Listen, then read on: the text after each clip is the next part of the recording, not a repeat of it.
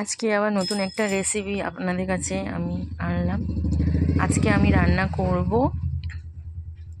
মোরলা মাছের টক।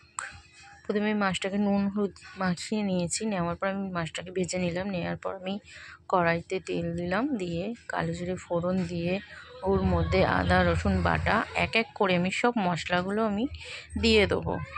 দিয়ে আমি ভালো করে মশলাটাকে কষে নেবো, কষে নেবে যাতে মশলার গন্ধটা না থাকে। এবার আমি টকটাকে রেডি করে নিলাম। রেডি করে আমি নুন দিয়ে এবার আমি মশলাটাকে কষে নিচ্ছি। আমি আগে একটু কাঁচা লঙ্কা দিয়ে দিয়েছিলাম, তারপর টমেটো দিলাম, দিয়ে আমি দেখতেই পাচ্ছেন আমি ভালো করে কষা হয়ে গেলে আমি টকটা এবার আমি দিয়ে দেবো। দেওয়ার পরে একটু ফুটে উঠলে আমি আমাদের একটু জলও দিলাম। দেওয়ার পরে ফুটে উঠলে এবার আমি মাছগুলো দিয়ে দেবো। মাছগুলো দিয়ে দিলাম, দিয়ে একটু ফুটে উঠলে একটু ধনেপাতা দিয়ে দেবো।